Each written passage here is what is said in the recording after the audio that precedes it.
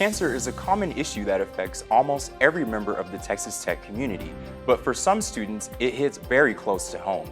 Coming up, MCTV's Patricia Perry has some personal stories to kick off Lung Cancer Awareness Month. Ghosts, goblins, witches, and more all made their way to the Texas Tech campus last week for one of the university's terrifying annual traditions. MCTV's Angelina Gonzalez has the thrills and chills from the 2021 edition of Tech or Treat. And the Texas Tech football team had their post-Matt Wells debut in Norman, Oklahoma this weekend, but the results were not much different than expected.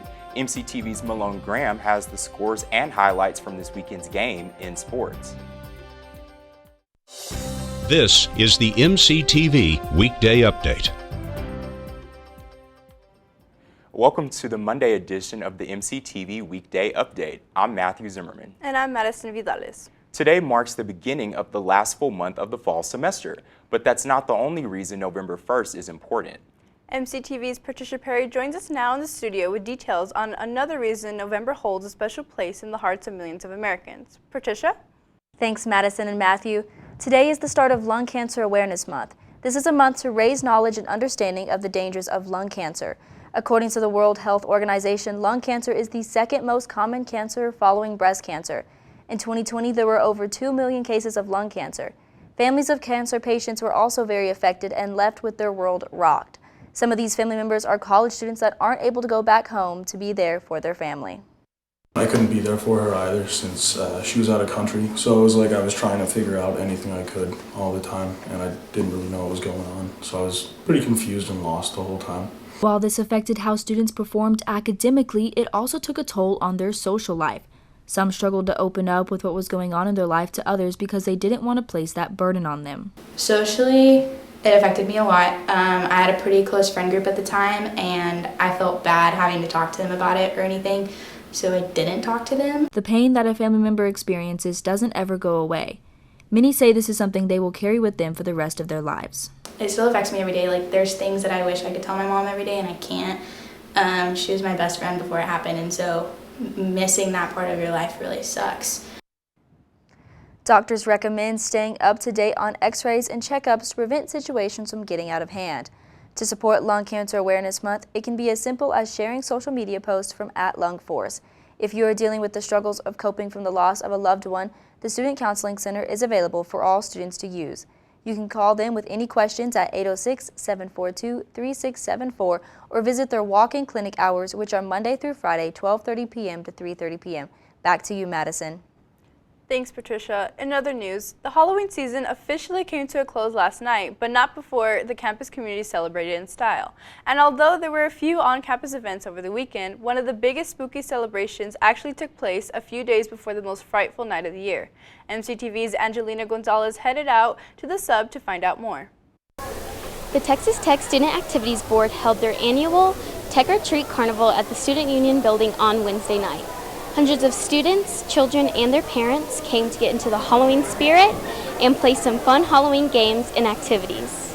Yeah, so tonight is Tech or Treat. It's a night that we open the doors of the Student Union building to the Lubbock community to do safe trick-or-treating for their local Lubbock families. We typically have anywhere from 3,000 to 4,000 families come out tonight and join different student organizations and events they host around the summer. Colin Owens, president of the Student Activities Board, says the annual carnival is a good way to give the local community a chance to see Tech's campus and enjoy some safe Halloween fun. This one's a great event because you get to come to Tech's campus and be able to interact with different students here and hopefully to get future Red Raiders excited to come to campus. And then it's just a great way to do safe trick-or-treating and fun. Local residents of all ages came to the event in costume for some midweek entertainment before the Halloween weekend. Why did you decide to come to this event? Because my mom told me and I said yeah. The school that I work at, there was a flyer and me and my sister come here every year and I didn't realize y'all were still doing it, so I was like, Attendees had the chance to engage in free games and activities along with face painting and receiving candy from different organizations. What activities have you done so far? We've gone to that one, we've done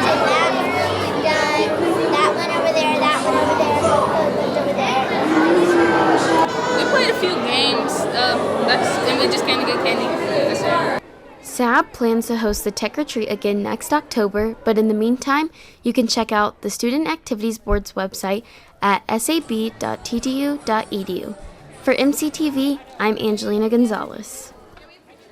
Halloween may have been on the minds of most people this weekend, but there were several other activities taking place here on campus, including one event that gave attendees the chance to learn some tips on how to take charge of their safety. On Saturday, the Tech Martial Arts Club hosted a self-defense seminar at the University Rec Center. The event included students along with members of the local community, all learning how to defend themselves if they are ever in a dangerous situation. Benjamin Dankesreiter, a member of the Tech Martial Arts, said most self-defense seminars can be pricey, so they are hoping to help the community in an affordable way. Yeah, it's important because we're offering affordable ways for people to learn to defend themselves in the streets, and also to be aware of dangers that happen on the streets. Dankesreiter said the main goal of events like the seminars held on Saturday is to help create a safer community by teaching attendees to make smart choices along with being able to defend themselves. We're hoping they, number one, learn to be more aware of their surroundings, and number two, know what to do if things get bad out in the world. If you weren't able to make it out this past weekend's seminar, the Tech Martial Arts Club hopes to host similar events in the future. The weather over Halloween weekend was a bit of a roller coaster. Saturday, highs climbed near 90 degrees, but yesterday, temperatures only reached the upper 60s. That is true, Matthew. By last night, trick-or-treaters had to grab a jacket and maybe even some gloves as breezy conditions made for a chilly evening. So will the roller coaster of conditions continue into the first week of November? Let's take a look at the MCTV forecast. The MCTV tower cam has been showing mostly sunny skies this afternoon. Temperatures have been slowly climbing since sunrise, but it looks like we may not even make it past the upper 60s today. Overnight, lows will drop back down to the 40s, but that will also mark the beginning of a cold front that will bring some big changes over the next few days. Temperatures are not expected to climb much above 50 degrees between now and Thursday morning. That also includes a chance for the first freeze of the season early Thursday or Friday morning. Even if temperatures don't hit the freezing point, we should still see some of the coldest overnight lows of the fall. Along with the cool down, there's also a chance of rain on both Tuesday and Wednesday. Light showers are forecast of most of the day on Tuesday, with the best chance of accumulation before noon on Wednesday. With a light breeze in the mix, it will almost feel like winter the next few mornings.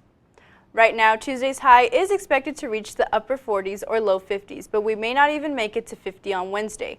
We'll see a slight warm-up on Thursday, but the morning commute will still be a very chilly one, with lows at or above freezing. Looking ahead, a rebound in temperatures should hit the area in the late week, with mild conditions returning just in time for the weekend. Texas Tech has dozens of students who compete in various teams here on campus, but there's one group of Red Raiders who proudly wear the red and black, whose teammates include more than just humans. Founded in 1983, the Texas Tech University Polo Club is still going strong. The Polo Club is completely student-ran, and anyone here at the university can join. There is no experience required to join the Polo Club, and fellow team members will teach you everything from picking out the perfect horse to how to play polo. We teach you from the ground up everything from what color is this horse right here and how to put the saddle on, all the way up to how to play polo. The TTU Polo Club competes throughout the year against schools just as Oklahoma State, Colorado State, TCU, North Texas, and A&M. Even though the focus of the team is to compete, they have also become a close-knit group. I think my favorite part personally is just kind of the community that we've built, get to have all these friends that, we'll probably have for the rest of our lives. It's just kind of this own little niche community. We're all very, very welcoming and supportive.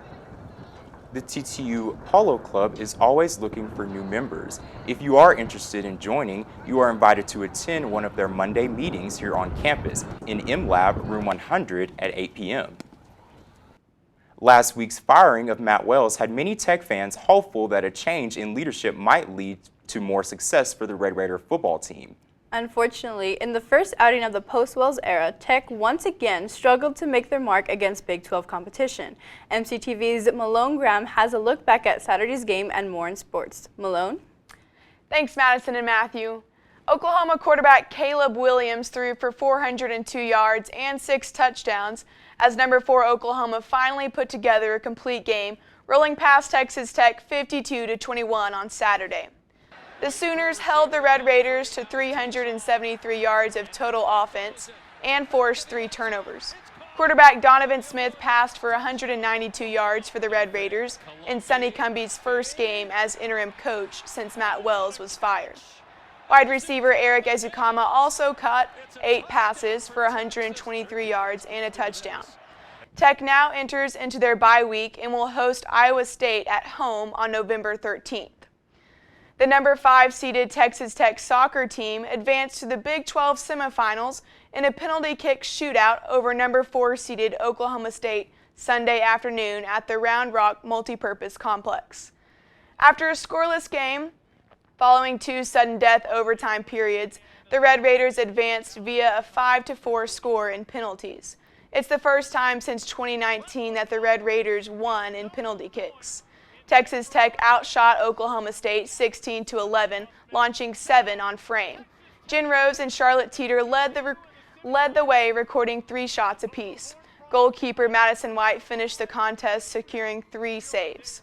Next up, Tech will face top-seeded TCU in the Big 12 semifinals on Thursday at 4:30. In NBA action, Luka Doncic made a 36-foot three-pointer to beat the shot clock and blunt a late Sacramento rally and finished with 23 points in the Dallas Mavericks' 105-99 victory over the Kings on Sunday. The Kings cut a 12-point deficit to 92-89 with 4:53 left to play. With about 2 seconds left on the 24-second clock, Doncic hit the 3 from the rim of the center court logo after dribbling the ball off a defender's foot to move him back behind the midcourt line. The Mavs are now 4-2 on the year and 3-0 at home. They'll host Miami tomorrow at 6:30. That's all for sports. Back to you, Madison. Thanks, Malone. It may be hard to believe, but Thanksgiving holiday is just over 3 weeks away. And if you're still trying to figure out plans on how to make it back home for the holidays, One University Group has an option for you. Every year, Tech's Office of Parent and Family Relations partners with Break Shuttle to offer affordable round-trip options for students to travel to several popular destinations. The Thanksgiving bus trips are scheduled to make stops in Austin, Dallas, El Paso, Houston, and San Antonio over the break. Prices range from $117 for a one-way ticket to El Paso to $124 for Dallas, $129 for Austin and San Antonio, and $139 for Houston. All trips leave from the R11 parking lot behind the sub on Wednesday, November 24th, and each return trip will leave on Sunday, November 28th. Tickets are still available for all trips, and if you are interested, you can visit breakshuttle.com for more info. So Madison, I know Thanksgiving is still a few weeks away, but have you already made plans for the holiday? I've definitely planned to go visit my family because I haven't seen them this entire semester. Oh, absolutely. Get ready for that turkey. That's all for today's edition of the MCTV Weekday Update. Thanks so much for joining us, and be sure to check ttuhub.net every day for more news. We'll see you on Thursday.